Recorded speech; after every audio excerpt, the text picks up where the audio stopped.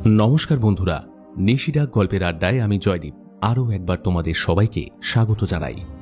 নিশিডাক গল্পের আড্ডা মানে টান টান উত্তেজনা আর রহস্যের ঘেরাটোপ।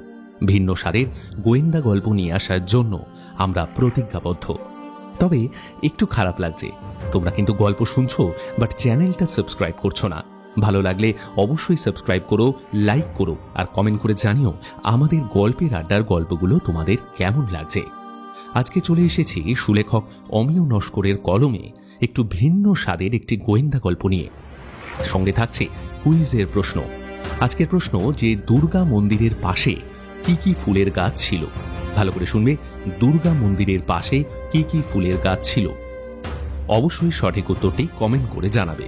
তো চলো আর দেরি কিসে, শুরু করা যাক আজকের নিশিডাক গল্পের আড্ডার বিশেষ নিবেদন সুলেখক অমিয় নস্করের কলমে ডিটেকটিভ অজিতেশ কুমার স্যান্ডাল সিরিজের প্রথম গল্প দুর্গা মূর্তি চুরি রহস্য।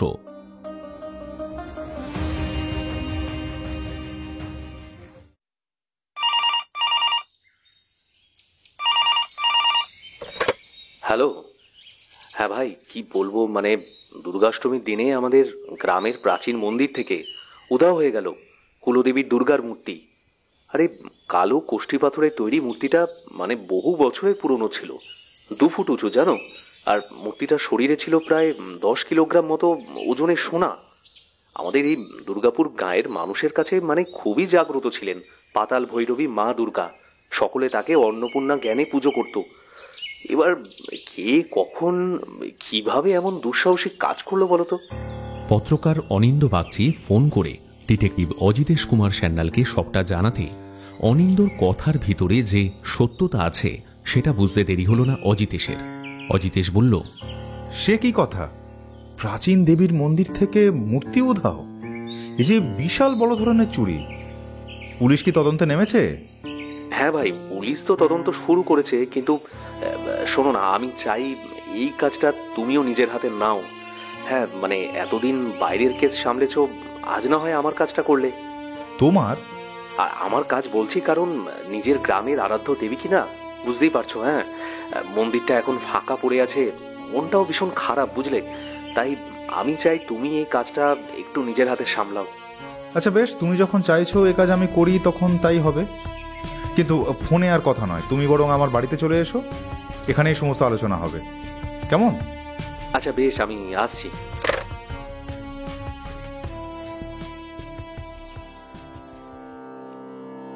বেশ কিছুকাল আগের কথা। তখন দুর্গাপুর গায়ের জমিদার ছিলেন শিবুচরণ মুখোপাধ্যায়। বিশাল প্রতিপত্তি ছিল তার। একদিন রাতে তিনি স্বপ্নে দেখলেন তার বাড়ির উঠোনে স্বয়ং মা দুর্গা দেবী অন্নপূর্ণা রূপে দাঁড়িয়ে প্রজাদের অন্নদান করছেন। ভোরবেলা স্বপ্নটা দেখে জমিদার মশাইয়ের ঘুম ভেঙে গেল। ভোরের স্বপ্ন নাকি মিথ্যে হয় না। ঘুম থেকে উঠে জমিদার তার গিন্নিকে জানালেন তার স্বপ্নের কথা। বেলা বাড়লে ডাকা হলো তাদের কুলপুরোহিতকে, জানানো হলো তাদের পুরনো নায়েব মশাইকেও। ঠিক তার পরের দিনই ভোর রাতে জমিদার মশাই আবার একটা স্বপ্ন দেখলেন, যেখানে মা দুর্গা স্বয়ং বলছেন, শিবচরণ, তুই আমাকে আশ্রয় দে বাবা, আমাকে আশ্রয় দে।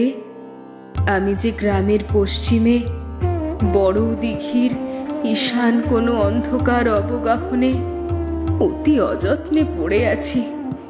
তুই আমাকে তুলে নিয়ে যা, আমাকে গ্রামের মাঝে একটা চালা করে সেখানে রাখ বাবা।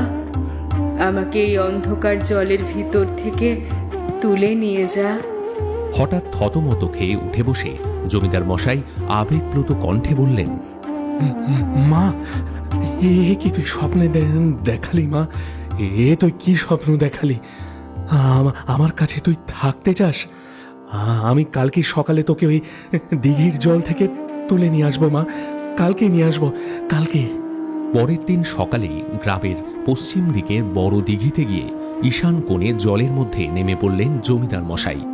বেশ কিছুক্ষণ খোঁজাখুঁজির পর তার হাতে শক্ত পাথরের মতো কিছু একটা ঠেকে, আর সেদিনই দিঘির গভীর জলাশয় থেকে উত্থিত হয় দেবী দুর্গার দশভুজা মূর্তি।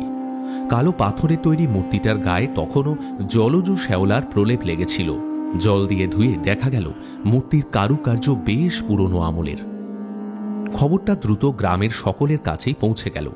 ঘটনাটা অবিশ্বাস্য হলেও সত্যি। কুলপুরোহিতের পরামর্শ মতো এবং মা জগৎজননীর স্বপ্নাদেশে গ্রামের মাঝখানেই মন্দির প্রতিষ্ঠা হল এবং সেই মন্দিরের পাশেই নতুন একটি পুকুর কেটে জল ভর্তি করা হলো, যাতে মন্দিরের প্রবেশ করার আগে ভক্তরা হাত মুখ ধুয়ে মাথায় জল ছিটিয়ে পবিত্র হতে পারে। যদিও এই পবিত্রতা আক্ষরিক, প্রকৃত পবিত্রতা তো মননে হয়। সে যাই হোক, তবে জগৎজননী দেবী দুর্গার এই মন্দির জমিদার শিবচরণ মুখোপাধ্যায়ের বদান্যতায় তৈরি। মন্দিরের ভিত তৈরির সময়ে তিনি নিজের হাতে ইট গাঁথেন। পোড়াইটের তৈরি চতুষ্কোণ মন্দিরের চূড়াটি পিরামিডের মতো সুচল। প্রায় 100 ফুট উচ্চতা ছিল চূড়োটি। বেনারস থেকে কারিগর আনিয়ে তৈরি করা হয়েছিল মন্দিরটি। জমিদার শিবচরণেরই ইচ্ছে ছিল অনেক সুন্দর করে আর যত্ন করে এই মন্দির বানাতে হবে। যত খরচ হয় হোক, আমি নিঃস্ব হয়েও এই মন্দিরকে আমার সব কিছু দিয়ে শ্রেষ্ঠ করতে চাই, যাতে দূর দূরান্ত থেকে ভক্তরা এই মন্দিরে তীর্থ করতে আসে। কর্মচারীরাও জমিদার বাবুর কথায় উৎসাহ দিয়ে বলল, একদম চিন্তা করবেন না, আপনার স্বপ্নের মন্দির আমরা বানিয়ে নেবো। আপনি শুধু টাকার ব্যবস্থা করুন, কি বলো? একদম একদম একদম একদম সব হয়ে যাবে, সব হয়ে যাবে।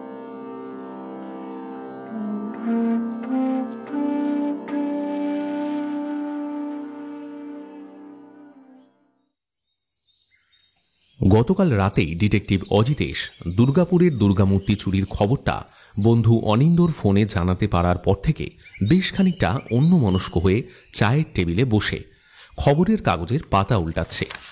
জন্মসূত্রে অজিতেশ উত্তর 24 পরগনার জেলা হলেও সম্প্রতি সে কলকাতায় বসবাস করে। কলকাতা বিশ্ববিদ্যালয় থেকে হিউম্যান সাইকোলজিতে স্নাতক এবং স্নাতকোত্তর স্তরে পাশ করার পর থেকে বহু চাকরি তার কর্মজীবনে সামিল হলেও শেষমেশ সে গোয়েন্দাগিরিকেই উপযুক্ত পেশা হিসেবে পছন্দ করেছে। যদিও এই প্রফেশনে ইদানিং তার নামডাকও হয়েছে বেশ।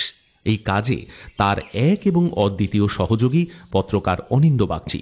যদিও বিভিন্ন কেস বিভিন্ন রকমের জটিলতা নিয়ে আসে, তাই পরিস্থিতি বুঝে কখনো কখনো সরকারি পুলিশ এবং গোয়েন্দা বিভাগ এবং কেসের জটিলতা সমাধান করতে অজিতেশকে সাহায্য করে অনিন্দ। অনিন্দ থাকে দক্ষিণ দুর্গাপুরে। হঠাৎ দেওয়াল ঘড়িতে ঢং ঢং শব্দে সকাল 9টা বাজল। ঘড়ির দিকে তাকিয়ে বেশ একটু বিরক্তি সুরে অজিতেশ মনে মনে বলল, ধুর, এইবার বিরক্ত লাগছে। 9টা বেজে গেল, এখনো অনিন্দই এসে পৌঁছলো না। কাল রাতেই বলল যে সকাল 9টার মধ্যে আমার বাড়িতে এসে পৌঁছাবে। কি যে করে না। অজিতেশের কথা শেষ হতে না হতেই সদর দরজায় কড়া নাড়ার আওয়াজ কানে পৌঁছল। অজিতেশ বলল, অনিন্দ, দরজা খোলাই আছে, তুমি উপরে চলে এসো।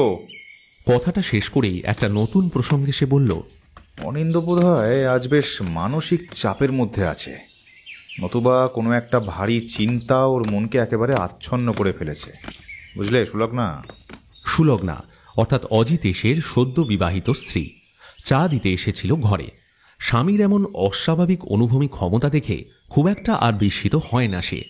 প্রথম প্রথম খুব অবাক হতো, যদিও আজ শুধুমাত্র দরজায় কড়া নাড়ার শব্দ শুনেই অনিন্দ সম্পর্কে এতগুলো কথা কিভাবে যে অজিতেশ বলতে পারল, সুলগ্না জিজ্ঞাসা করল। কি করে বুঝলে আজ অনিন্দবাবু মানসিক চাপের মধ্যে আছেন? গতকাল রাতে উনি বোধহয় ফোনে একটা ওই চুরির বিষয় জানিয়েছিলেন না? তুমি নিশ্চয়ই ওটার ওপর বেস করেই কথাটা বললে, তাই না? এতক্ষণে অনিন্দ উপরে উঠে এসেছে। আরে এসো এসো অনিন্দ, এসো। তোমার জন্য অনেকক্ষণ ধরে বসে বসে অপেক্ষা করছি। বসো। অনিন্দ বিনয়ী সুরে হাত জোর করে বলল, নমস্কার ভুটান, ভালো আছেন তো? নমস্কার, হ্যাঁ হ্যাঁ, আমি ভালোই আছি। এরপর অনিন্দ অজিতেশের দিকে তাকিয়ে বলল, আর বলো না অজিতেশ, দুর্গাপুর থেকে এখানে আসতে গেলে ওই ডায়মন্ড হারবার টু শিয়ালদা ট্রেনে আমাকে উঠতে হয়। আর সকালবেলা ট্রেনগুলো এত ভিড়, একটা ট্রেনে উঠতে পারিনি, প্রথম ট্রেনটা মিস করলাম, তাই একটু দেরি হয়ে গেল আর কি। এতক্ষণে সুলগ্না নিজের স্বামীকে উদ্দেশ্য করে বলল, তোমরা তাহলে এবার কথাবার্তা বলো, আমি আসছি। হ্যাঁ গিন্নি, তুমি যাও, কিন্তু যাবার আগে তোমার উত্তরটা শুনে যাও। অনিন্দ আজকে মানসিকভাবে খুব চাপে আছে, কিংবা কোনো এক ভারী চিন্তা ওর মনকে গ্রাস করে ওকে বিচলিত করেছে। এই বিষয়টা আমি অনুভব করলাম দরজায় ওর কড়া নাড়ার আওয়াজ শুনে। যে দরজায় কলিং বেল লাগানো থাকে সেই দরজায় কড়া নাড়া। মানুষ মানসিকভাবে খুব চাপে থাকলে তবেই এরকম ভুলটা করে। কি এবার বুঝলে তো? হ্যাঁ হ্যাঁ, বুঝেছি। বাবা, কত জটিলভাবে ভাবো তুমি সবকিছু। যাই হোক, আমি চললাম। আচ্ছা, যাও। এই বলে সুলগ্না ঘর থেকে বেরিয়ে গেল। এতক্ষণে অনিন্দ অজিতেশের উদ্দেশ্যে বলল, আবার প্রথম থেকে সব বলবো নাকি তোমার মনে আছে? তোমাদের ওখানে অর্থাৎ ওই দক্ষিণ দুর্গাপুর গ্রামের বড় মন্দিরটা থেকে দুর্গামূর্তি চুরি গেছে, তাই তো? এবং দুর্গামূর্তির শরীরে প্রায় 10 কেজি সোনার অলংকার ছিল। তাই এই চুরির পিছনে কে বা কারা জড়িত সেটা আমাকে খুঁজে বের করতে হবে, তাই তো? হ্যাঁ, একদমই তাই।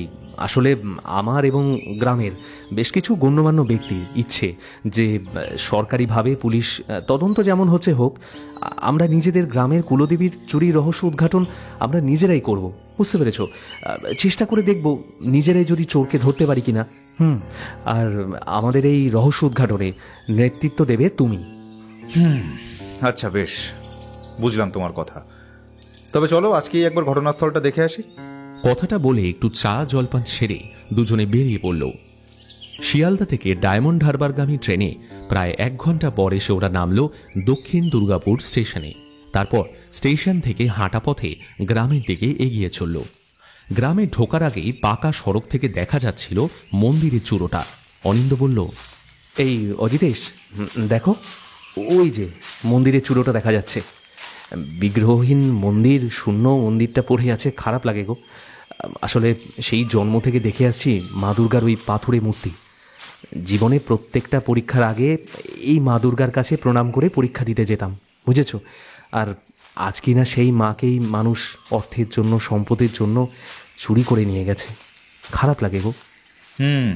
বুঝছি অনিন্দ, বুঝছি তোমার আবেগ, অনুভূতি, খারাপ লাগা সবটাই বুঝছি। কিন্তু কি আর করবে বলো, পৃথিবীর সব মানুষ তো আর সমান হয় না।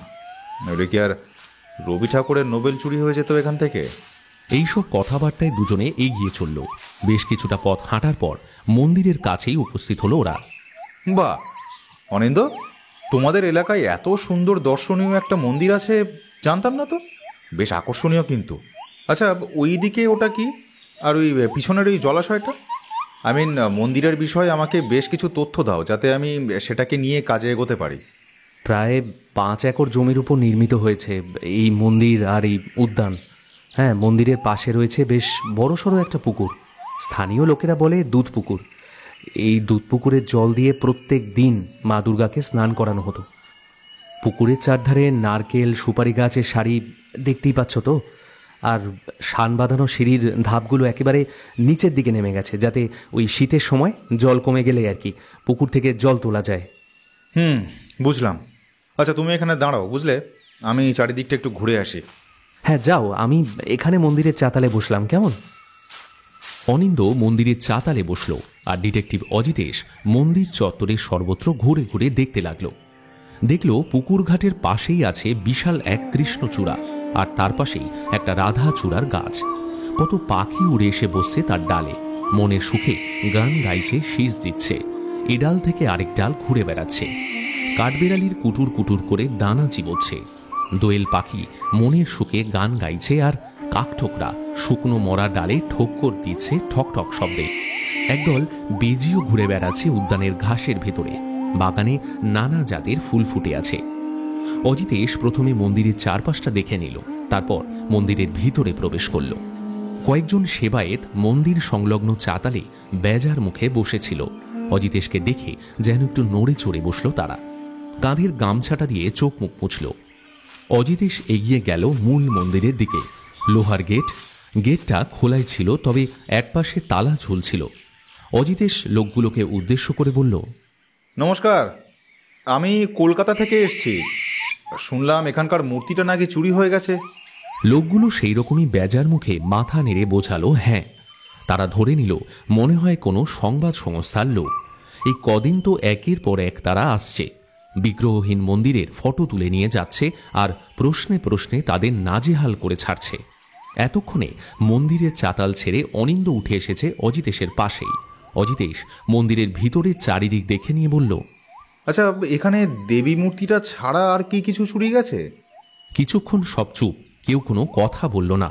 তারপর নীরবতা ভেঙে অনিন্দই বলল, নীলমাধব কাকা, শোনো, উনি যা যা জিজ্ঞাসা করছেন সবটার উত্তর তুমি যতটা জানো সেটাই দাও। হ্যাঁ, চুপ করে থেকো না কিন্তু।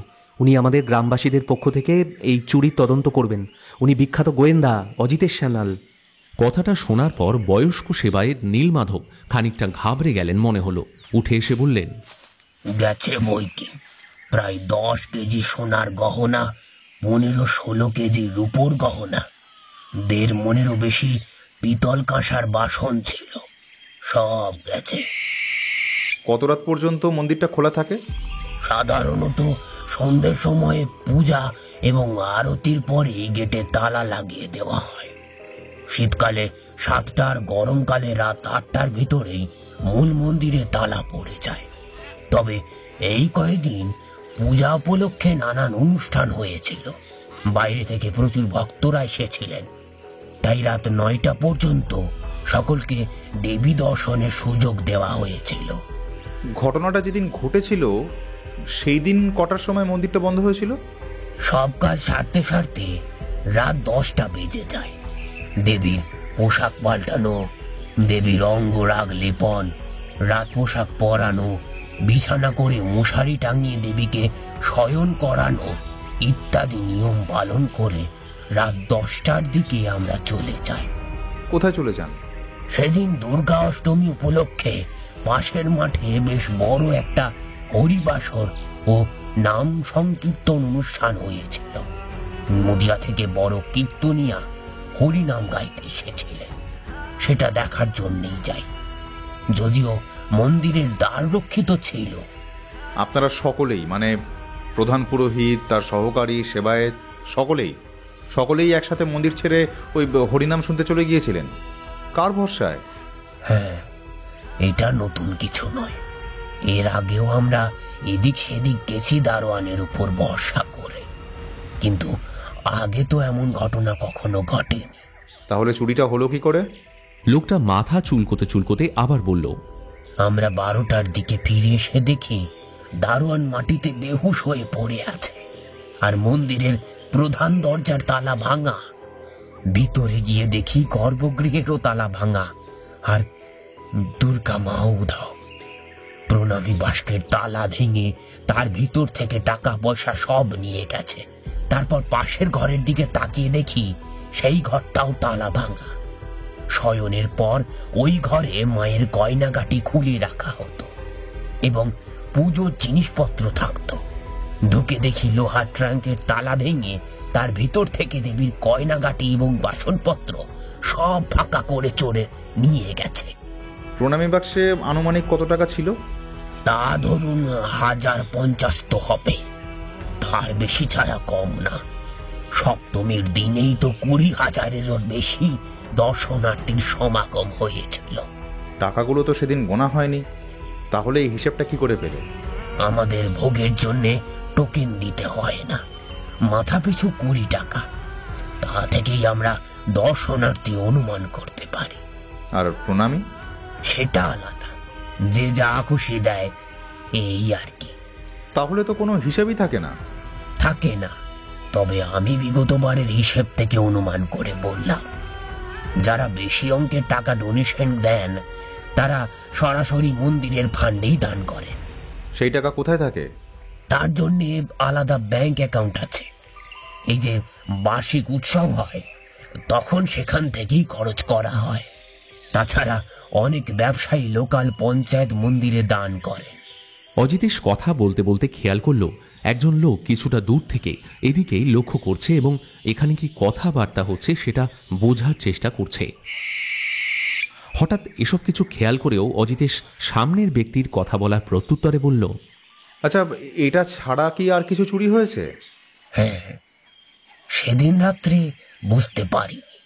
পরের দিন সকালে মন্দিরে যখন পুলিশ এলো তখন দেখি পাশের নাট মন্দিরেরও তালা ভাঙা। সেখানে কি দামি কিছু ছিল? হ্যাঁ, শিবলিঙ্গের মাথার উপর মুকুট পরানো ছিল, তাও নিয়ে গেছে। দেবীর জিনিসপত্রগুলো যে এই ভিতরের একটা আলাদা ঘরে থাকতো, সে কথা তো মন্দিরের ভিতরের লোক ছাড়া আর কারো জানার কথা নয়। সেক্ষেত্রে কি কাউকে আপনার সন্দেহ হয়? কাকে আর সন্দেহ করি বলেন? আমরা তো এখানে বহু কাল ধরে আছি, একেবারে বংশ পরম্পরা ধরে দেবীর সেবা করে আসছি, সেহেতু কাউকে সন্দেহ হয় না, আর সন্দেহ করাটাও উচিত নয়। দারোয়ানের বাড়িটা কোথায় বলতে পারবেন? ও বিহারের লোক, আগে ওর বাপ ঠাকুরদা এখানে পাহারা দিত, তারপর ও আর একজন এখানে দিনরাতে ডিউটি করছে। ওরা খুব বিশ্বাসী, এ কাজ ওরা কখনো করতে পারে না, এ আমার দৃঢ় বিশ্বাস। এখানে বাইরের কোনো লোক আসে? সে তো আসেই, দুর্গা মাকে দর্শন করতে বহু দূর দূর থেকে দর্শনার্থী আসে, মানত করে যায়, আবার তাদের মনস্কামনা পূর্ণ হলে পুজো দিয়ে যায়। বিশেষ করে দুর্গা অষ্টমীতে এইখানে বেশ বড় মেলা বসে, হাজার হাজার লোক আসে। নেপাল, বিহার, আসাম, ত্রিপুরা, বাংলাদেশ থেকেও লোক আসে সেই সময়ে। আশপাশের বাড়িগুলিতে হোমস্টের ব্যবস্থা করা হয়। এবারেও তো বসেছিল ওই বাঁশের মাঠে, কিছু অস্থায়ী ছাউনি করা হয়েছিল দর্শনার্থীদের থাকার জন্য। একটা বিশাল বড় অতিথিশালা বানানোর জন্য কাজ শুরু হয়েছিল, কিন্তু কি সব জমি সংক্রান্ত আইনি জটিলতার জন্য কাজকর্ম আটকে গেছে। বুঝলাম। আচ্ছা বেশ, এখন আপনি আসতে পারেন। পরে আবার কিছু জানার দরকার হলে আপনাকে আবার একটু বিরক্ত করব। নমস্কার। এই বলে অজিতেশ মন্দিরের ভিতরটা ঘুরে বাইরে বেরিয়ে এলো। প্রধান পুরোহিত মন্দিরের একপাশে মাথা নিচু করে বসেছিলেন। অজিতেশ আর অনিন্দ এক নজর তাকিয়ে আবার আগের অবস্থায় বসে রইলেন। অজিতেশ বুঝতে পারল লোকটার কথা বলার মতো কোনো ইচ্ছেই নেই। আবার এমনও হতে পারে যে অনেকের কাছে জবাবদিহি করতে করতে সে ক্লান্ত। এমন সময় একজন গেরুয়া বসনধারী দেখা গেল নাট মন্দিরের দিকে। গলায় পইতে, ঊর্ধ্বাঙ্গ অনাবৃত অবস্থায় বেশ ভক্তি ভরেই সেখানে এক কৃষ্ণমূর্তির গলা থেকে পুরনো বাসি মালা সরিয়ে নতুন মালা পরাচ্ছে। অজিতেশ বেশ একটু চোখ কুচকেই বলল, আরে এই তো সেই ব্যক্তি, এই তো কিছুক্ষণ আগে আমাদের উপর নজর রাখছিল। অজিতেশ লোকটার কাছে এগিয়ে গিয়ে জিজ্ঞাসা করল, আপনার নামটা কি মশাই? আমার নাম রুদ্রাক্ষ। বাড়ি কোথায়? পাশের গ্রামের শীতলপুরে আমার বাড়ি। আচ্ছা, মন্দিরের এই পিছনের ঘরগুলোতে কারা থাকে জানেন? আদৌ কেউ থাকে নাকি এমনিই ফাঁকা পড়ে আছে? এই মন্দিরের পিছনের ঘরগুলোতে থাকে প্রধান পুরোহিত এবং 3 জন সেবায়েত, আর তার পাশেই রয়েছে টিনের ছাউনি দেওয়া একচালা পাঁচক বামুনের ঘর। আর আমি এই নাট মন্দিরে সারাদিন পূজা আর্চা করে রাতে নিজের গ্রামে ফিরে যাই। তবে এখানে আমারও একটি ঘর আছে, দিনের বেলাতে আমি সেখানে বিশ্রাম নিই। আর কিছু জানতে চান তো বলুন, কি বলবেন?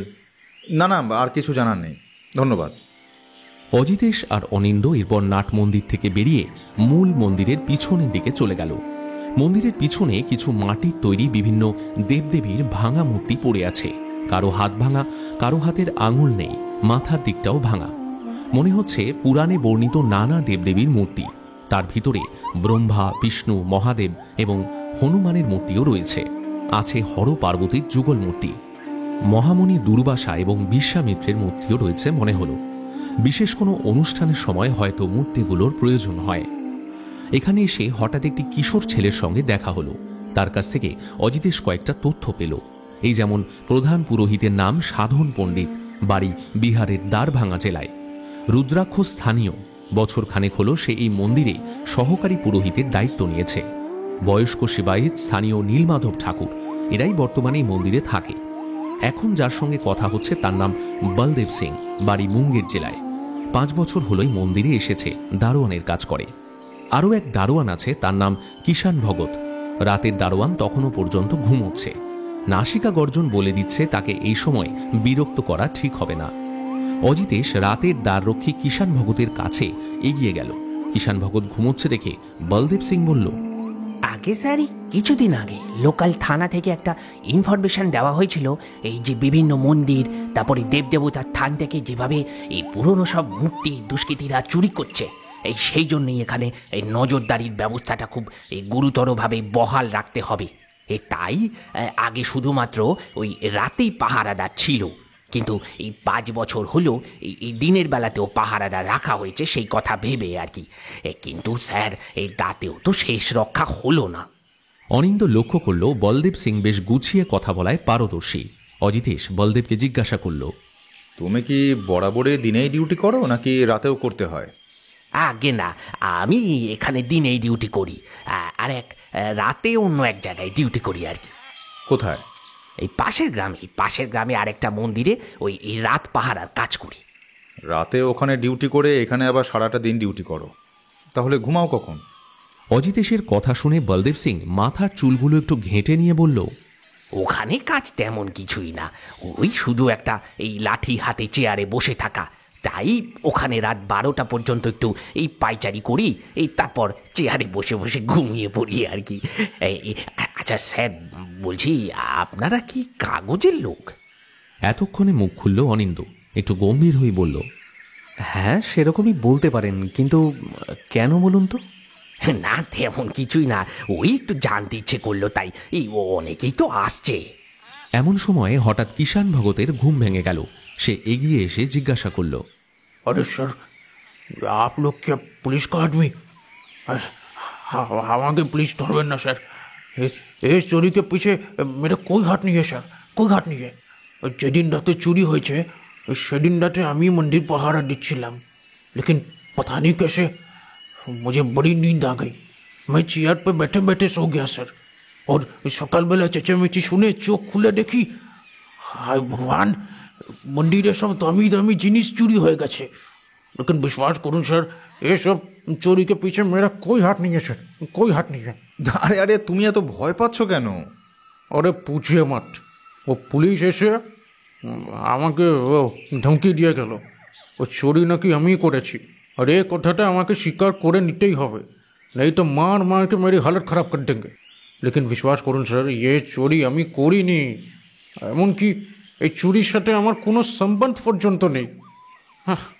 আমার দোষ একটাই যে ও পাহারা দেওয়ার সময় আমি ঘুমিয়ে পড়েছিলাম। এটা বলে চুরি না করে পুরোপুরি চুরির দায় নিজের মাথায় কেন নেব স্যার?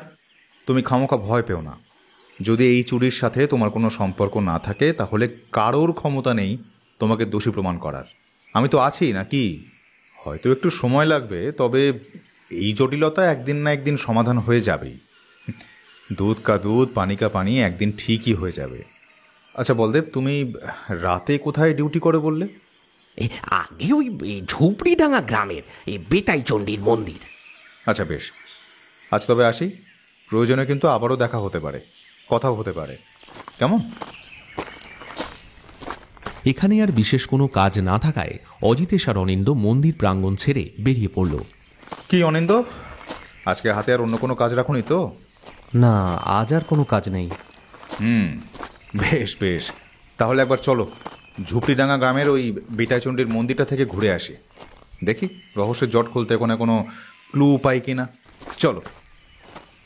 এরপর ঝুপড়িডাঙ্গা গ্রামে এসে অনেকের কাছেই ডিটেকটিভ অজিতেশ বেতাইচণ্ডী মন্দিরের কথা জিজ্ঞাসা করলে উত্তরে একজন স্থানীয় সেবায়েত বলল, আগে এই গ্রামে বেতাইচণ্ডীর একটা মন্দির আছে বটে, এবং সেখানে প্রতি রাতে বলদেব সিং পাহারাও দেয়, একথা একদম সত্যি।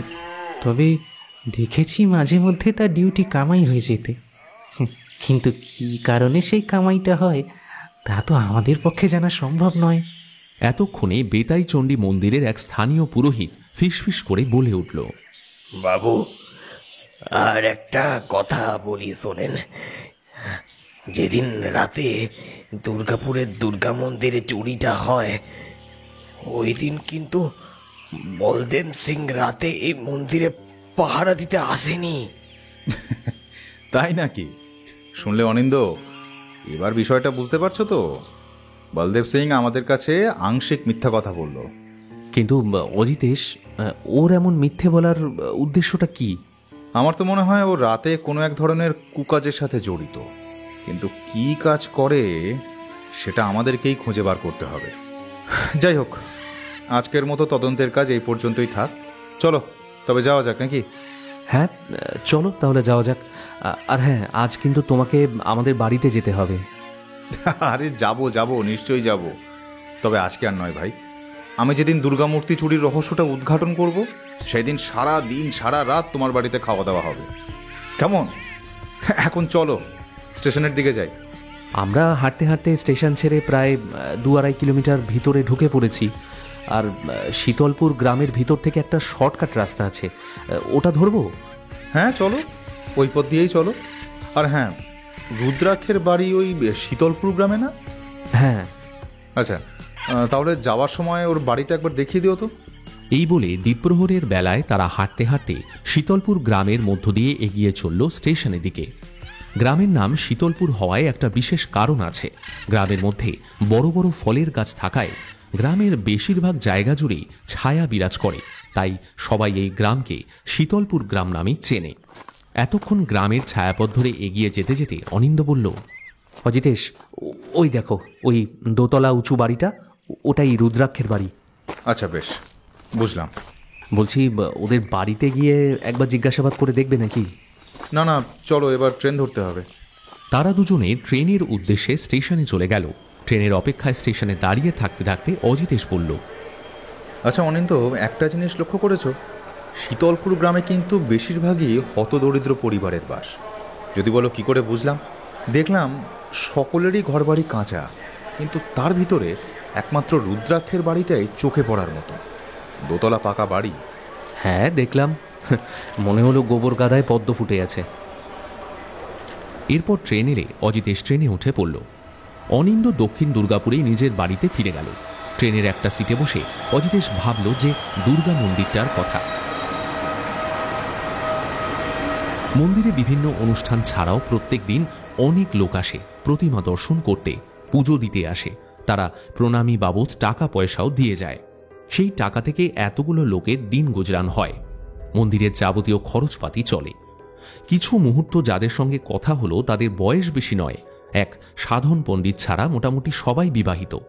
প্রত্যেকের বাড়িতেই বউ বাচ্চা রয়েছে। এই মন্দিরে নিশ্চয়ই ভালো এমন আয় আছে যে সেই টাকা দিয়ে তাদের সংসার চলে। এক প্রণামী বাক্সে একদিনেই প্রায় 50,000 জমা পড়েছে শুধু দর্শনার্থীদের টাকা, বাকি দানের টাকা আলাদা। এই মন্দির এতগুলো মানুষের জীবিকা নির্বাহের কাজ করছে, তাদের পক্ষে কি এই দুর্গামূর্তি চুরি করা সম্ভব? এইসব ভাবতে ভাবতে অজিতেশ বাড়ি ফিরে এলো। সেদিন সন্ধে থেকে রাত পর্যন্ত পুঙ্খানুপুঙ্খভাবে দুর্গামূর্তি চুরির রহস্য নিয়ে মাথা ঘামালো সে। কে বা চুরি করতে পারে এবং কি উদ্দেশ্যে? সঙ্গে অত শত সোনা। রাতে অজিতেশ ফোন করলো বন্ধু অনিন্দকে। হ্যালো অনিন্দ, এই শোনো, বাড়িতে ফিরে আমি একটা বিষয় নিয়ে গভীরভাবে ভেবে দেখলাম। 21শে অক্টোবর রাত্রিবেলা মন্দির থেকে মূর্তি এবং অলংকার সব চুরি হয়েছে, ঠিক? আর আজকে 24 তারিখ, অর্থাৎ মাত্র এই কয়েকদিনের মধ্যে চুরি করা ওই বহুমূল্য পাথরের মূর্তি এবং সোনা গয়না, এগুলো সবই কিন্তু এখন দুর্গাপুরের মধ্যেই কোথাও লুকানো আছে। যদিও না থাকাটা অস্বাভাবিক নয়, তবু থাকার সম্ভাবনা কিন্তু দ্বিগুণ। কেননা চোরের এত সাহস হবে না যে এত দ্রুত ওই জিনিসপত্র কলকাতা কিংবা তার ওই সংলগ্ন কোনো মার্কেটে বিক্রি করবে। তাই মনস্থির করছি এই জটিলতার সমাধান করতে আমাকে মন্দিরের কাছাকাছি 24টা ঘন্টা থাকতে হবে। যাদের সঙ্গে কথা বলে এসেছি তাদের প্রত্যেকের উপর নজর রাখতে হবে। তুমি ওই মন্দিরের পাশে থাকার জন্য একটা ঘরের ব্যবস্থা করতে পারবে? তাহলে বেশ কয়েকদিন আমরা ওই ঘরে থেকে মন্দির এবং মন্দিরের সাথে জড়িত প্রত্যেকটা মানুষের উপর নজর রাখতে পারবো। তবে একটা বিষয় একটু খেয়াল রেখো, হ্যাঁ, কেউ যেন টের না পায় যে আমরা মন্দিরের আশেপাশেই কোথাও থাকছি, ঠিক আছে? আচ্ছা বেশ, আমি কালই একটা ঘর নিচ্ছি। তুমি শুধু একবার সমাধান করে দাও এই মূর্তি চুরির ঘটনাটা। এর জন্য যাবতীয়ভাবে আমি তোমাকে সাহায্য করতে রাজি আছি, বুঝতে পেরেছো?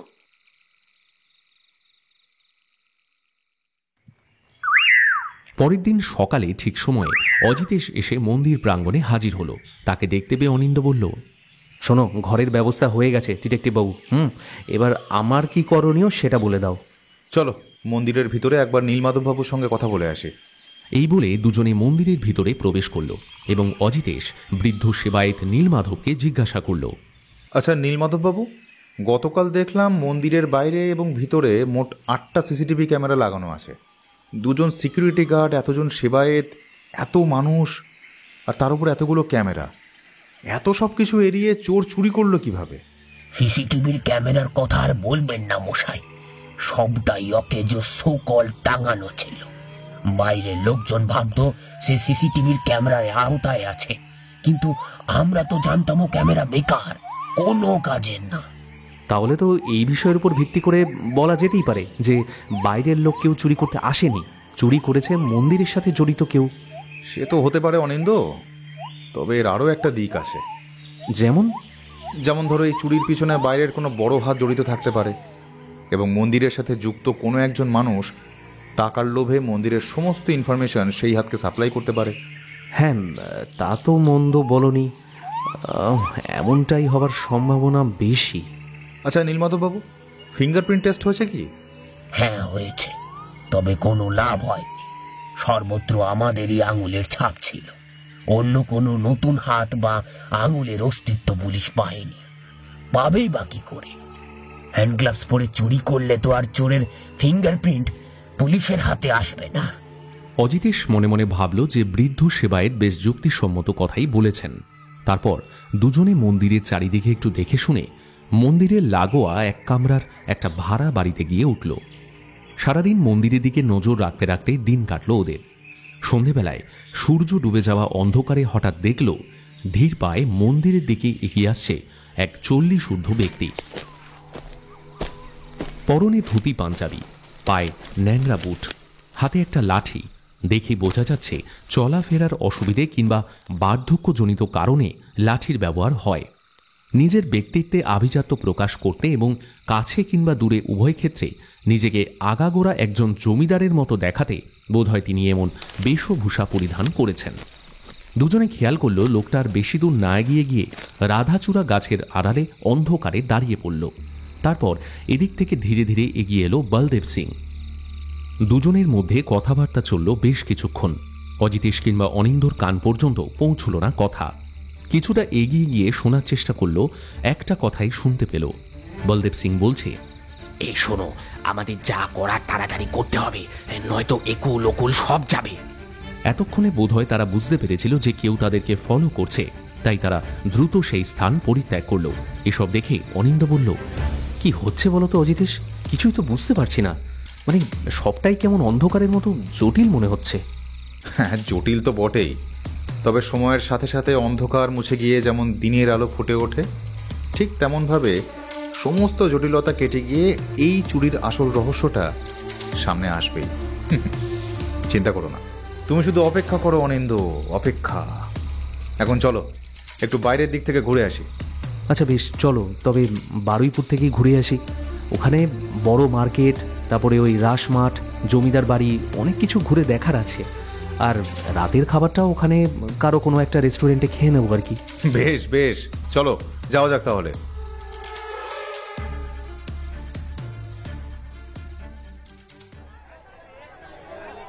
বারুইপুরের বড় মার্কেটে দুজনে ঘুরে বেড়াচ্ছে, বিভিন্ন জিনিসপত্রের দাম করছে। অনিন্দ হঠাৎ বলল, বুঝলে অজিতেশ, এদিকে দোকানদার থেকে শুরু করে রাস্তাঘাটে যাদের দেখছো তারা কিন্তু অধিকাংশই বাঙালি।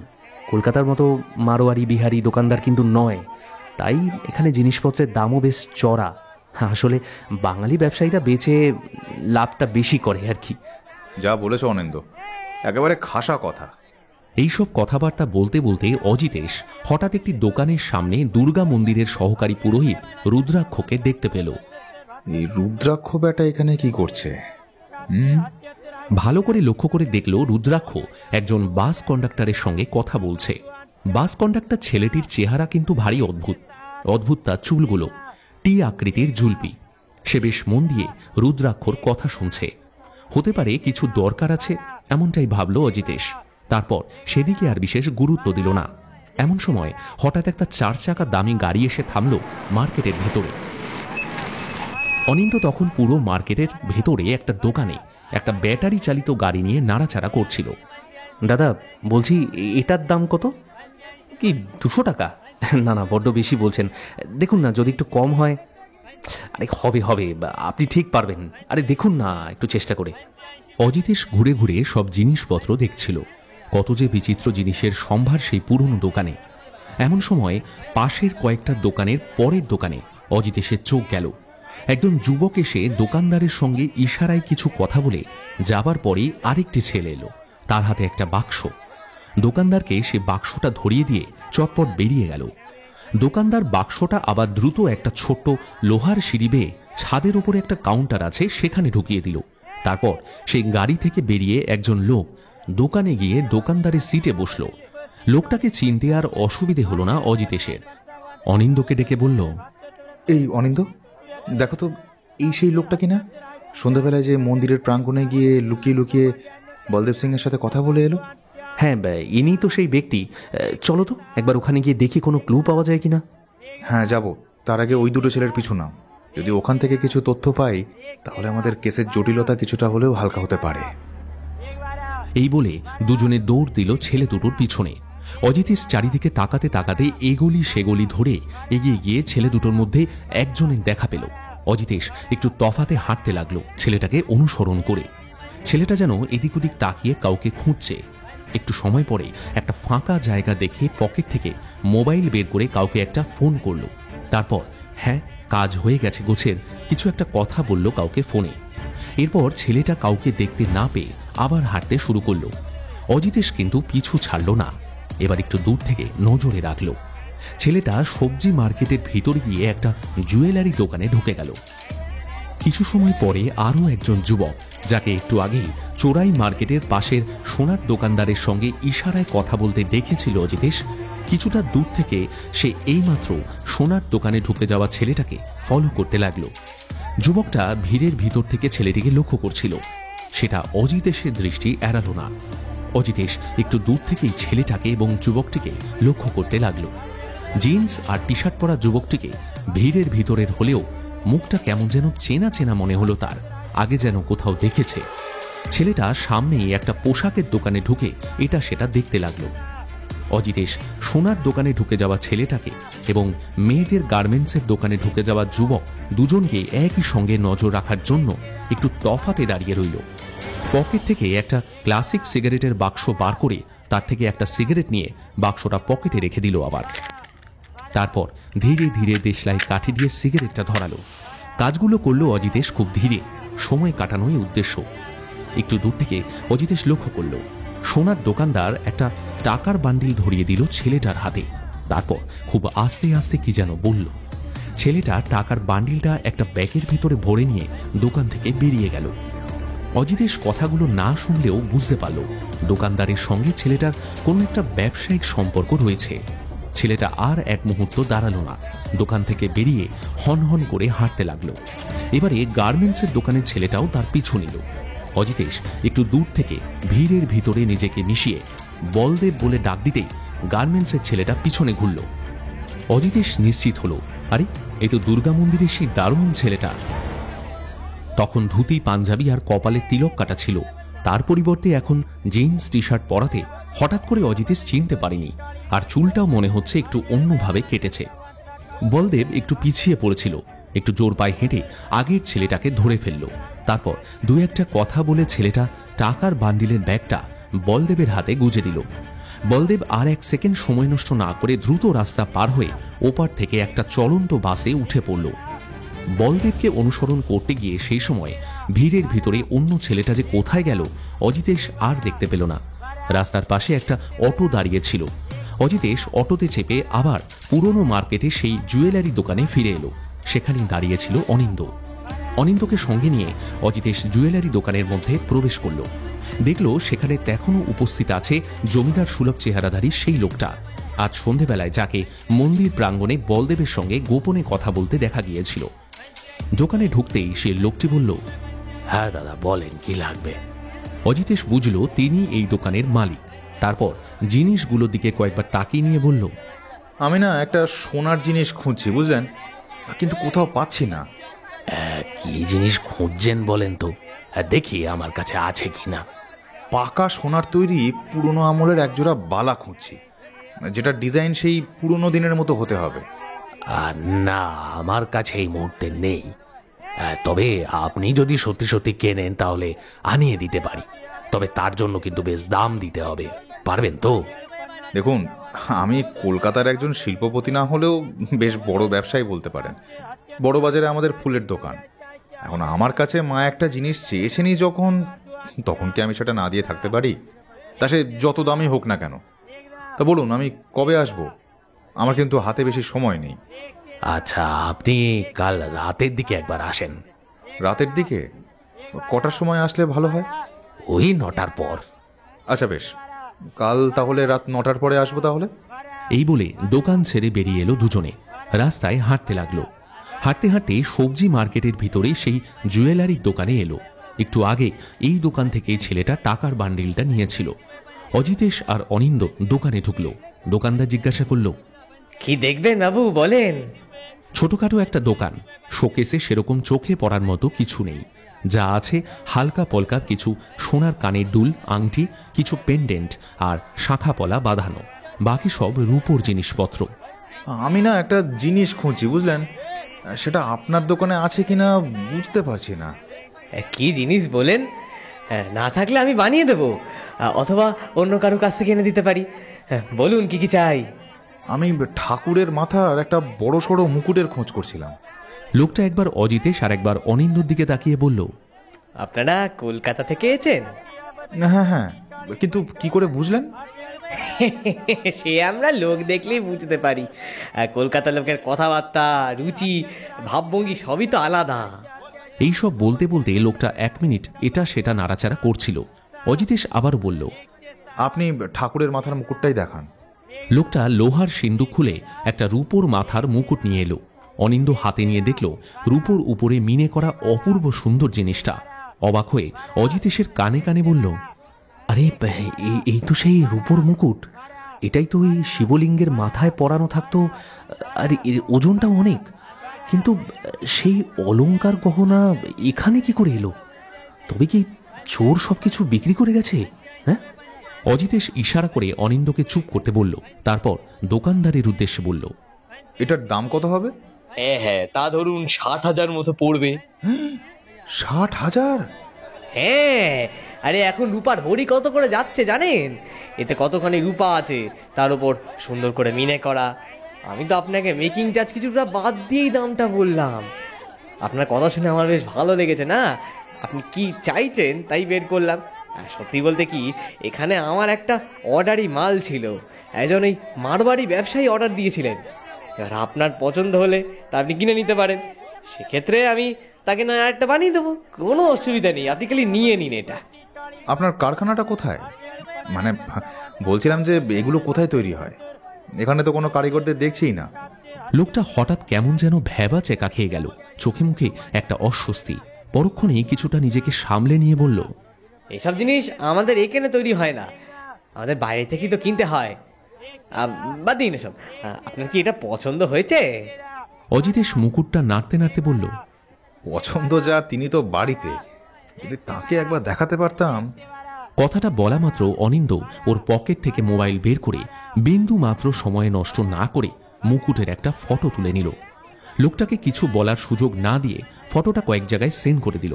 অজিতেশ বলল, 1 মিনিট, আমি একটু বাড়িতে ফোন করে দেখছি। আসলে এত দামি জিনিস তো, আমাদের মূর্তিটার মাথাতে মুকুটটা আবার ঠিকঠাক বসবে কিনা। অজিতেশ খুব সংক্ষেপে মুকুটটার কথা জানিয়ে আরেকটা ফটো পাঠিয়ে দিল হোয়াটসঅ্যাপে। তারপর লোকটাকে বলল, আপনি দাদা মুকুটটা প্যাক করুন।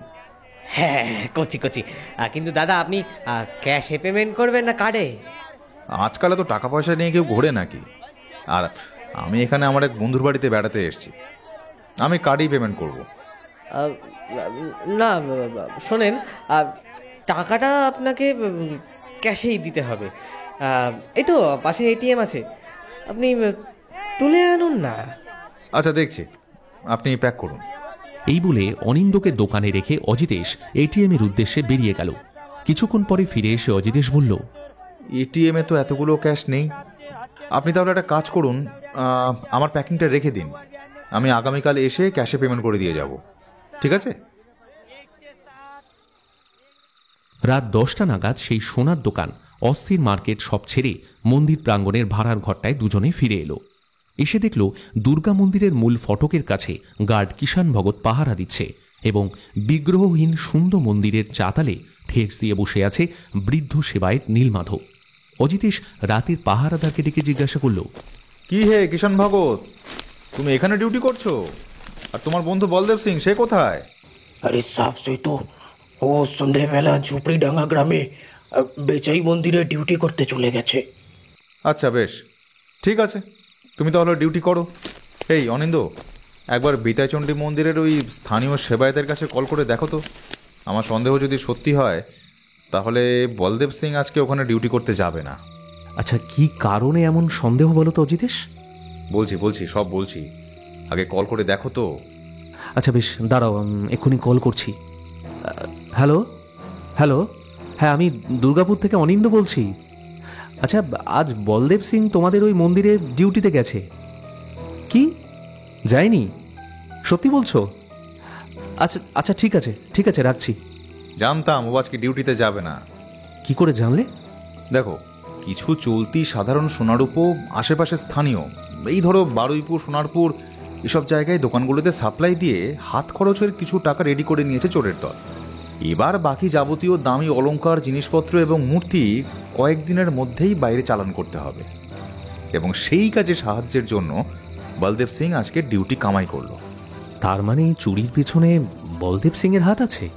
হ্যাঁ, এখনো পর্যন্ত ওর সমস্ত রকম অ্যাক্টিভিটি দেখে সেটাই অনুমান করা যায়। এমন সময় অজিতেশের ফোনে একটা অজানা নম্বর থেকে কল এলো। হ্যালো, কে বলছেন? নমস্কার গোয়েন্দাবাবু, নমস্কার। আপনি তো দেখছি গোয়েন্দাগিরি করতে করতে অনেক দূর এসে পৌঁছে গেছেন। আমি যদি আর একদিন আগে আপনার গোয়েন্দাগিরির খবর পেতাম তাহলে আপনাকে এত দূর এগোতে দিতাম না। যাই হোক, এইসব পাট চকিয়ে বাড়ি চলে যান কেমন? তাছাড়া এত কোনো একজন মানুষের প্রপার্টি নয়, তাই চুরি সংক্রান্ত ব্যাপারে মাথা না গলালেই ভালো হয়। মন্দিরের জিনিস মন্দির কর্তৃপক্ষই না হয় বুঝে নিক। কে বলছেন? কে আপনি? এত কথা আপনি বলছেন কেন? আমি কি করব না সেটা আমি ভালোই বুঝতে পারি। সাহস যদি থাকে তাহলে কে আপনি সেটা আমাকে বলুন। আমি তো চোর। ও না, চোর না। চোর বললে আবার নিজের সম্মান হাই হয়। আমি ডাকাত, মন্দির লুটেরা। পারলে ধরে দেখান। 48 ঘন্টার মধ্যে আমি আপনাকে হাতে নাতে ধরবো, আর যদি না ধরতে পারি তো সারা জীবনের মতো আমার এই গোয়েন্দাগিরি ছেড়ে দেব।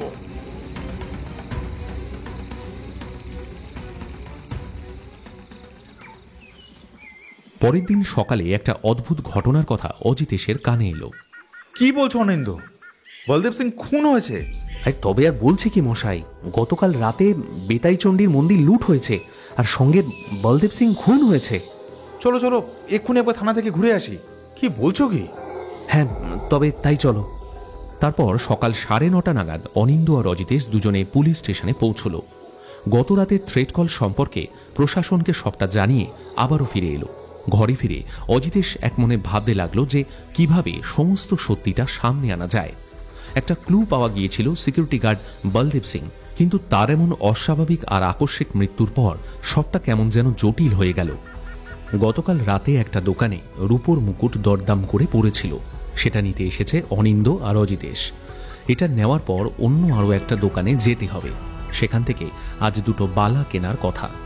রাত 9টার পর সোনার দোকানদার বেশ আনন্দ সহকারী নিজের হাতে একটা বাক্সের ভিতরে কিছু কাগজের কুচির কুশন বানিয়ে তার ভিতর সযত্নে মুকুটটা রাখলেন।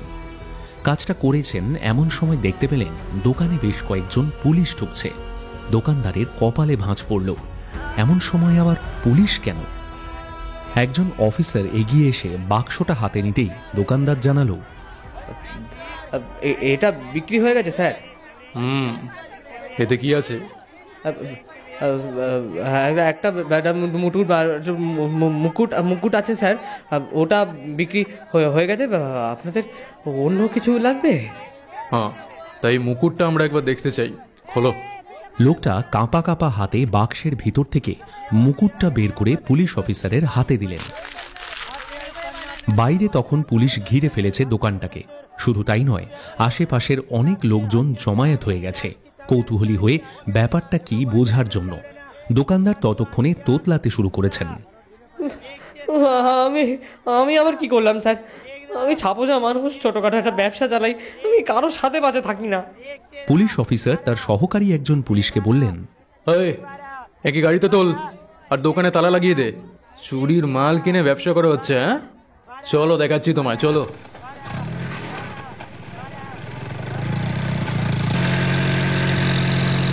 কথাটা বলে অফিসার সেই মুকুটটাকে নিয়ে গাড়িতে উঠলেন।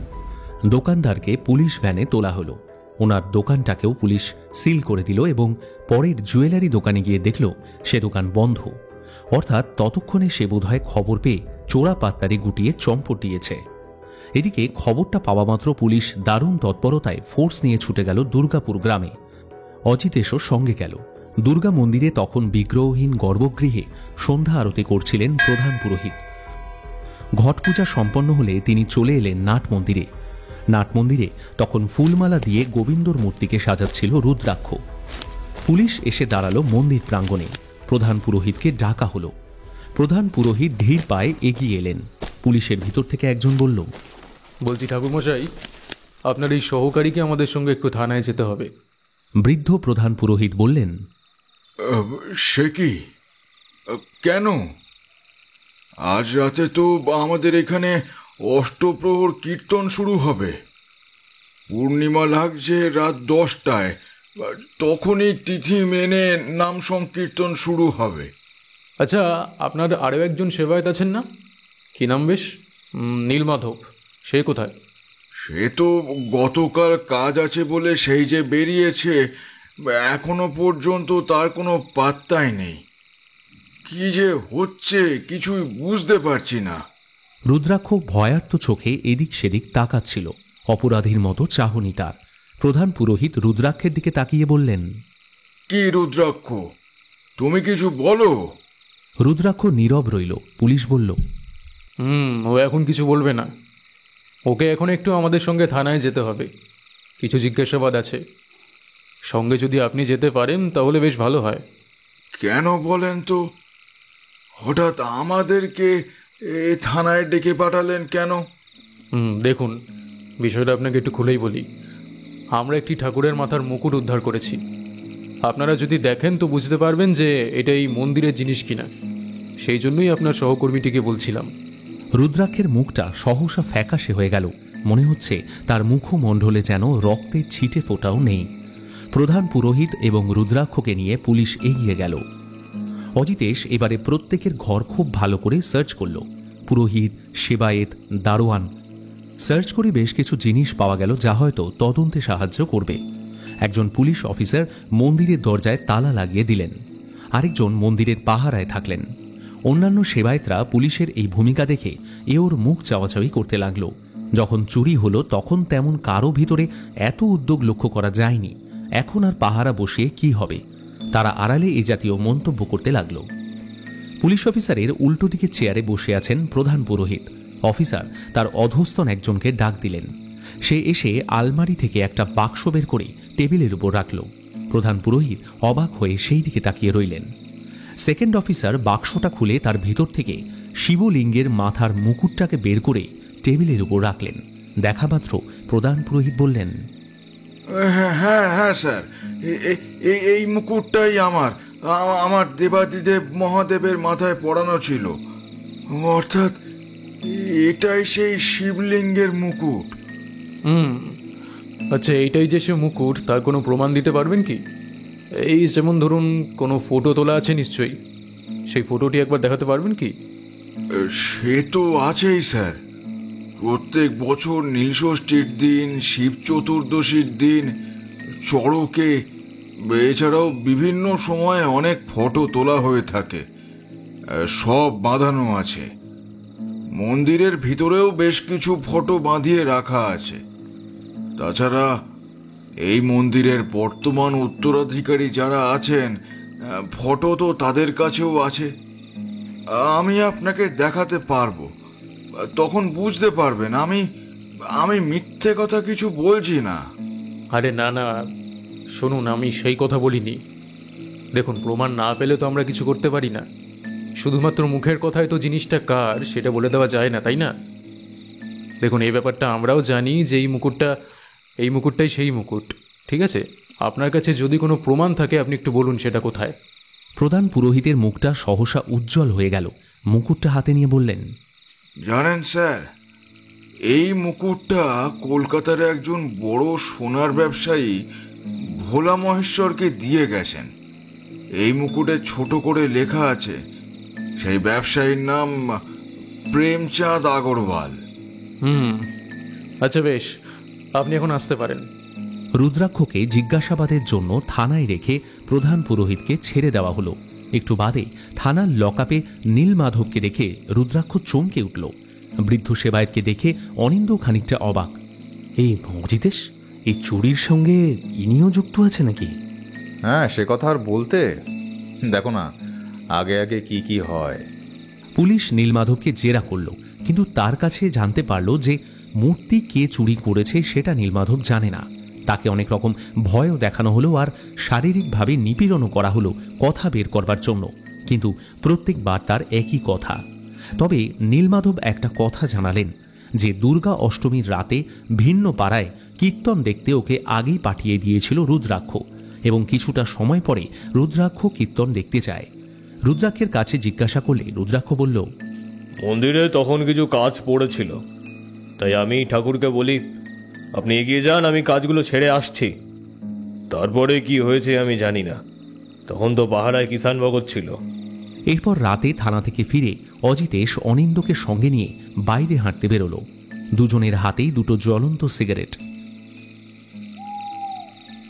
কুয়াশা ভেজা পথ ধরে দুজনে হাঁটছে আর কথাবার্তা বলছে।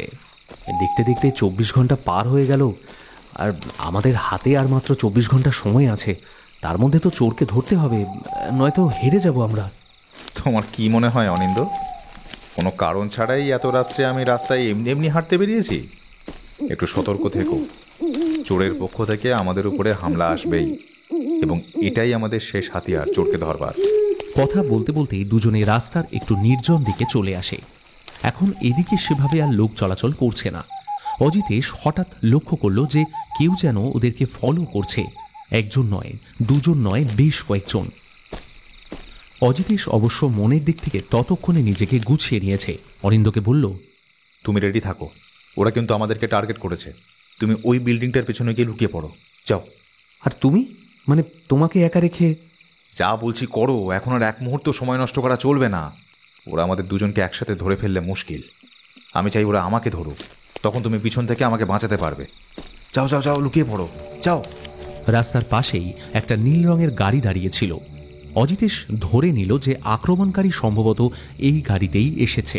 হঠাৎ রাস্তার দুদিক থেকে প্রায় 10-12 জন সন্ডা মার্কা যুবক ওদেরকে ঘিরে ধরল।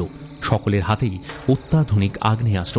একজন বলে উঠল, আপনি বুঝতে পারেননি কাদের খপ্পরে পড়েছেন?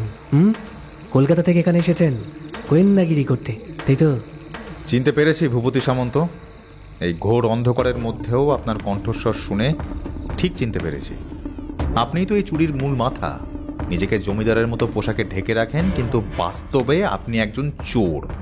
সেদিন সন্ধ্যায় যখন বলদেব সিংয়ের সঙ্গে আপনাকে কথা বলতে দেখেছিলাম, তখনই বুঝেছিলাম যে এই ঘটনাচক্রের মূল মাথা কেবল আপনি। তারপর তো শিওর হলাম বারুইপুরে আপনাকে সোনার দোকানে দেখে। আপনি কি ভেবেছেন এখনো আমরা আপনার উদ্দেশ্য ধরতে পারিনি? আপনি হয়তো জানেন না এখানে দিনে রাতে আমাদের লোক কত নির্ভয় তাদের ব্যবসা চালিয়ে যাচ্ছে। আরে বাবা, এই জগতে দেখছেন না সকলেই লুটে পুটে খাচ্ছে, আমরা তো ব্যবসা করে খাচ্ছি রীতিমতো মাথার ঘাম পায়ে ফেলে। চুরি করা ধন দৌলত নিয়ে ব্যবসা করতে আপনার লজ্জা করে না? হ্যাঁ, এই যুগে সবাই চোর।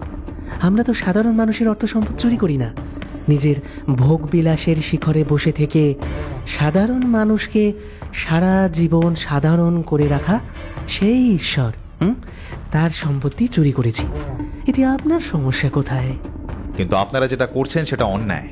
আমাদের দেশের ঐতিহ্য, দেশের সম্পদ, এগুলো সব বিদেশে পাচার করছেন। হাজার হাজার বছরের প্রাচীন এই মূর্তিগুলো আমাদের অ্যাসেট। এর নৃতাত্ত্বিক গুরুত্ব, ঐতিহাসিক গুরুত্ব এসব অনেক। এগুলো দাম দিয়ে বিচার করা যায় না। নিজের দেশের এই সম্পদ কেবলমাত্র টাকার বিনিময়ে পাচার করাটা শুধুমাত্র অনৈতিক নয়, বেআইনিও। অজিতেশের কথা শুনে ভূপতি সামন্ত হা হা করে ব্যঙ্গের হাসি হাসতে লাগলো। দেখা দেখি অন্যরাও। তারপর অজিতেশের মাথায় একটা 9mm পিস্তল ঠেকিয়ে ওকে সেই নীল গাড়িতে তুলল।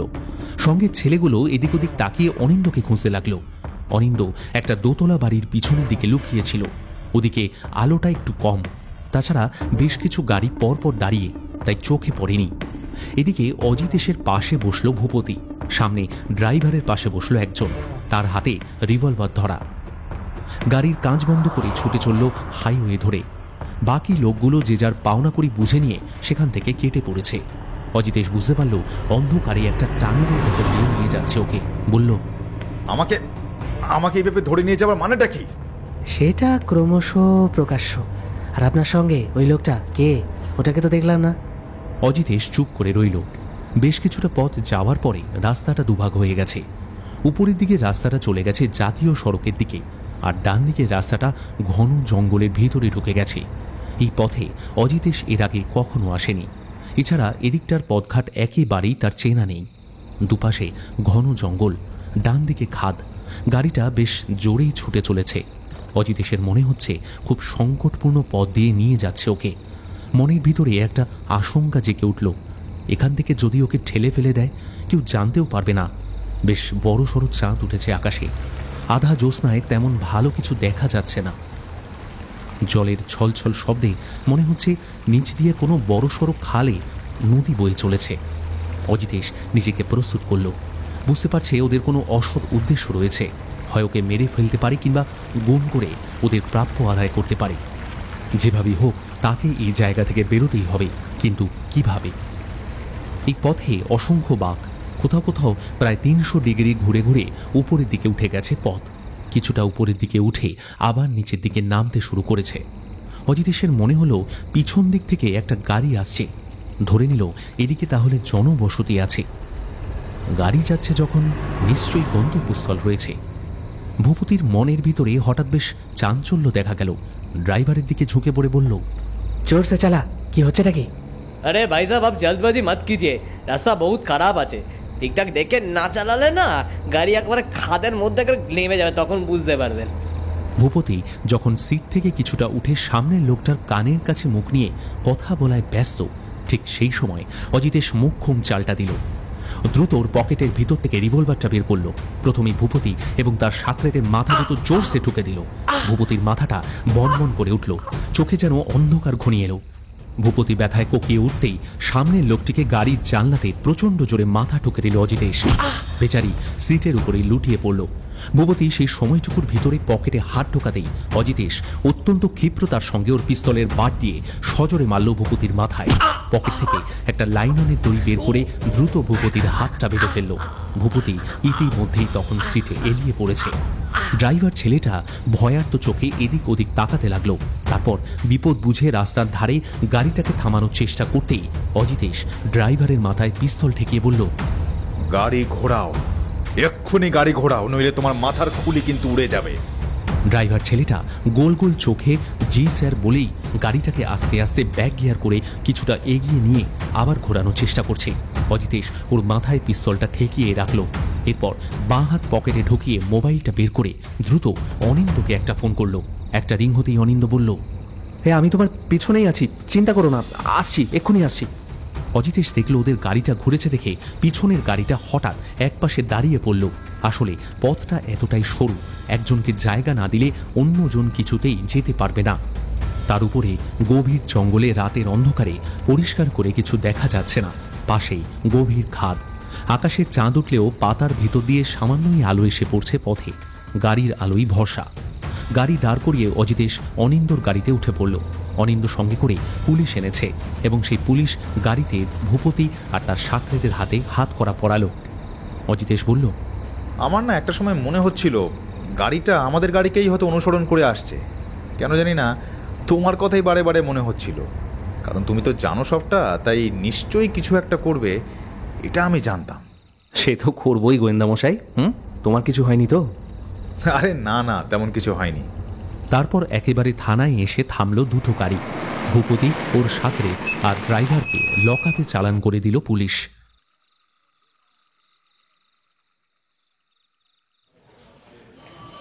একদিন পরে অজিতেশ থানায় এসে লকআপের কাছে গিয়ে ভূপতিকে উদ্দেশ্য করে বলল, হে ভূপতি মশাই, 48 ঘন্টার আগে ধরে ফেললাম তো। রাগে লাল হয়ে এলো ভূপতির মুখ, কিন্তু সে বিশেষ কিছু বলল না। অজিতেশ দারোগা সাহেবকে বলল, আচ্ছা, মূর্তিটার কোনো খবর পাওয়া গেল? না, এখনো কিছুই বলেনি। অজিতেশ অন্যমনস্কভাবে মাথা নাড়তে লাগলো। অনিন্দ বুঝতে পারল অজিতেশ আরও গভীর কিছু নিয়ে ভাবছে। বোধহয় গত কয়েকদিনের ঘটনাগুলো পরপর সাজিয়ে নিচ্ছে। সোনার দোকানদার ধরা পড়ে যাওয়ায় গোটা মার্কেটে একটা চাঞ্চল্য ছড়িয়ে পড়েছে। অজিতেশ বলল, পুলিশের হেফাজতে এই কয়েকজন যারা আছে তাদের বাড়িতে যে কোনো মুহূর্তে খানা তল্লাশি চালালেই আপনারা সমস্ত চোরাই মাল ধরে ফেলবেন। তাই নাকি? কাল একবার তল্লাশি চালিয়ে দেখুনই না, তারপর আমি তো আছি। পুরো চুরির ঘটনা আপনাদেরকে শুনিয়ে দেব। আমাকে আরও কিছুটা সময় এদিকে ব্যয় করতে হবে। এই বলে থানা থেকে বেরিয়ে গেল অজিতেশ। অনিন্দ বলল, আমরা তাহলে মন্দিরের চুরির এই রহস্য উদ্ঘাটন করতে পেরেছি, কি বলো? আগে হ্যাঁ, আমি এই চুরির আসল সত্যটা জেনে গেছি। তবে সবটা জানাবার জন্য তোমাকে আর কয়েকটা দিন অপেক্ষা করতে হবে। কিন্তু আমার তো আর এক ফোঁটাও অপেক্ষা করতে ভালো লাগছে না গো। শুনবে, জানবে, সব হবে। তার আগে আর একটা জায়গা থেকে ঘুরে আসি আরেকবার। চলো। আচ্ছা চলো। এই বলে দুজনেই বেরিয়ে পড়ল ঝোপড়িডাঙ্গা গ্রামে বেতাই চণ্ডী মন্দিরের উদ্দেশ্যে। 3 দিন আগেই সেখান থেকে মূর্তি চুরি হয়েছে, আর সঙ্গে মূল্যবান সব সোনাদানা। বেলা এখন প্রায় শেষের দিকে। কিছুটা লাল রঙা রোদ্দুর গাছের মাথায় তখনও আলতো ছুঁয়েছিল। অজিতেশের কথা মতো অনিন্দ বেতাই চণ্ডী মন্দিরের পাশে লাগোয়া ফুলবাগানের ভিতরে ঢুকে গিয়ে একটা নালার ধারে বসে পড়ল। এখান থেকে হাজার চেষ্টা করেও কেউ ওকে দেখতে পাবে না। অনিন্দ লক্ষ্য করল এখান থেকে বেশ পরিষ্কারই অজিতেশকে দেখা যাচ্ছে। বাইরে থেকে কেউ ওকে দেখতে পারবে না এমন জায়গায় বসে আছে ও। ফুল গাছগুলো প্রায় বুক সমান উঁচু। কয়েকটা হাজারি গোলাপ আর শিশু গাছ ওকে আড়াল করে রেখেছে। অনিন্দ দেখল ওর থেকে কয়েক মিটার দূরে বেশ কয়েকটা পাইপ পড়ে আছে, আর সেই পাইপের সামনে বেশ কিছু মাটি পড়ে আছে গর্ত খোদার পর। সেই গর্ত বন্ধ করলে চারিদিকে যেমন মাটি পড়ে থাকে সেই রকম। অনিন্দ মনে মনে ভাবল অজিতেশ মিথ্যে বলেনি, এখানে একেবারে টাটকা মাটির ছাপ। সন্ধ্যা ঘনিয়ে এসেছে। দুজনেই ফুল বাগানের মধ্যে লুকিয়ে রয়েছে চোর ধরার আশায়। এমন সময় বাতাসের সাথে দুজন মানুষের ফিসফিসে ধ্বনি শোনা গেল। মনে হলো ধারে কাছে আছেই তারা। একবার, দুবার, তিনবার বারবার শোনা যাচ্ছে তাদের কথা। ফিসফিস করে তাদের মধ্যে একজন বলছে, सब लोग पुलिस राते धरा पड़े थे, केवल हम 2 लोग बचे हुए हैं। तो अभी जो करना है बड़ी सावधानी के साथ हम दोनों को करना पड़ेगा। এসব কথায় অনিন্দর বুকের ভিতরটা মুহূর্তের মধ্যে যেন কেঁপে উঠল। দিনের শেষ আলোক বিন্দু মুছে গেছে, চারিদিকে ঝিঁঝির আওয়াজ। হঠাৎ লক্ষ্য করল দুজন লোক জঙ্গলের দিকেই হেঁটে আসছে। অনিন্দ সতর্ক হল, সরীসৃপের মতো মাটিতে শুয়ে পড়ল। দেখল লোক দুজন আস্তে আস্তে সেই পাইপগুলোর দিকেই এগিয়ে আসছে। এদিক ওদিক তাকিয়ে সামনে মাটিতে একটা বড় গর্ত খুলল। লোকটা তারপর সেই গর্তের ভিতর থেকে একটা বাক্স মতো বের করে অন্যজনের হাতে দিল। আর ঠিক সেই সময় আকাশ বাতাস কাঁপিয়ে পরপর 3বার গুলির শব্দ হলো। অনিন্দর শরীর বেয়ে ঠান্ডা স্রোত বয়ে গেল, হাত পা কাঁপছে। তবুও শক্ত করে গাছের ডাল আঁকড়ে বসে রইল ফুলবাগানের ভিতরের উপযুক্ত সময়ের অপেক্ষায়। লোকটার হাত থেকে সহসা বাক্সটা পড়ে গেল। পাশের সঙ্গী হঠাৎ পকেট থেকে পিস্তল বের করে সামনে উঁচিয়ে ধরল। তারপরেই শূন্যে এক রাউন্ড গুলি ছুড়ল। বোঝালো সেও নিরস্ত্র নয়।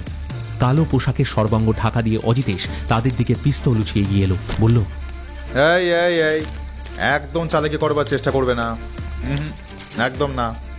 যেখানে যেমনভাবে দাঁড়িয়ে আছো সেইখানে সেইভাবে দাঁড়িয়ে থাকো। মাথার উপরে হাত তোলো, তোলো বলছে, নইলে এক্ষুনি গুলি ছুটতে বাধ্য হব। লোক দুটোর মধ্যে থেকে একজন কালো বেশধারী অজিতেশের দিকে দ্রুত এগিয়ে এসে তাকে একটা লাথি মারার চেষ্টা করতেই অজিতেশ চকিতে পেল্লাই সাইজের একটা ঘুষি মারল তার মুখে। বেচারা মাটিতে পড়ে কোকাতে লাগলো। মনে হচ্ছে চোহালের হাড়গোড়গুলো বুঝি ভেঙে গেছে। সেই সুযোগে অপরজন চা বাগানের ভিতর দিয়ে ছুটে পালাতে যাচ্ছিল। আর ঠিক সেই মুহূর্তে বাগানের ভিতর থেকে অনিন্দ ছুটে এলো। পলায়নরত লোকটাকে ল্যাং মেরে ফেলে দিল মাটিতে।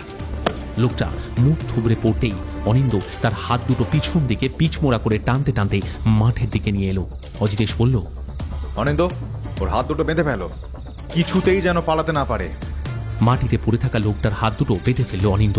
তারপর থানায় একটা ফোন করল। ভূপতি আর রুদ্রাক্ষের বাড়িতে তল্লাশি চালিয়ে সবে মাত্র চুরির কিছু মালপত্র কালেক্ট করে চেয়ারে এসে বসেছেন নবীনবাবু। তখনই অনিন্দর ফোন এলো। অনিন্দর ফোন পাওয়া মাত্র তিনি সেই মুহূর্তে তড়িঘড়ি ফোর্স নিয়ে বেরিয়ে গেলেন থানা থেকে। খুব বেশি দূর তো নয়, থানা থেকে বড়জোর মিনিট 20। নবীনবাবু বললেন, ও তোরা আবার এই সমস্ত কুকাজ শুরু করেছিস? তারপর অজিতেশের দিকে তাকিয়ে বললেন, এই নিয়ে কতবার যে এরা জেল খাটলো, ঢোকে আর বের হয়, আবার একটা কুকাজ করে আবার ভেতরে ঢোকে। আমি বলি কি, এদেরকে বাইরে বের করাই যাবে না, জেলে পচে মরুক বেটারা। বেতাইচণ্ডী মন্দিরের কাছে পাশ থেকে একজন প্রতিবেশী বলল, ওরা জেলে পৌঁছবে কি, জেলে তারা ভালোই থাকে, পেট পুড়ে খায় দায় ঘুমোয় যত সব। তারপর সেই স্থান পরিত্যাগ করে সদ্য ধরা পড়া চোর দুটোকে হাতকড়া পরিয়ে সবাই থানায় ফিরে এলো। অজিতেশ আলোতে একজনকে চিনতে পারল। মুখে কালি মেখে এলেও অজিতেশের চোখকে ফাঁকি দিতে সে পারেনি। ছেলেটার কাছে গিয়ে বলল, এই তো, তোমার নাম বাপ্পা খান তাই না? সেদিন সন্ধ্যাবেলায় সোনার দোকানে এইসব চুরি করা মাল তুমিই সাপ্লাই দিচ্ছিলে, তাই তো? টাকার বান্ডিলটা নিয়ে যখন দৌড় দিলে তখন পিছন থেকে ঠিক ঠাহর করতে পারিনি, তবে ঘাড়ের ওই মাকড়সার ট্যাটুটা আমার ঠিক মাথায় আছে। বাপ্পা খান চুপ করে রইল। এরপর চলল জেরা। অজিতেশের জেরার চোটে সব সত্যি কথা বলতে বাধ্য হলো বাপ্পা খান। শুধু दुर्गा मूर्ति नয়, इससे पहले हम लोगों ने ऐसी बहुत सारी मूर्तियां चोरी की थी, ये सब আমরা পাচার করে দিয়েছি। ये हम लोगों का काम है, इससे हम लोगों का पेट चलता है। बड़ी बड़ी प्राचीन मूर्तियां चोरी करना और उसको वो पाचार कर देना। और ये काज मैंने अकेले नहीं किया था, वो रुद्राक्ष वो আমার সঙ্গে ছিল। और इस सब का मूल माथा হলো গ্রামের জমিদার গোছের যে লোকটা ভূপতি সামন্ত, সে এই মূর্তিগুলো পাচার করে দিত বিদেশে। এই কাজ আমাদেরকে সবচেয়ে বেশি সাহায্য করেছে ও সালা বলদেব সিং, लेकिन वो बेवकूफ गोविंदा चौके आगे फंसे গেল।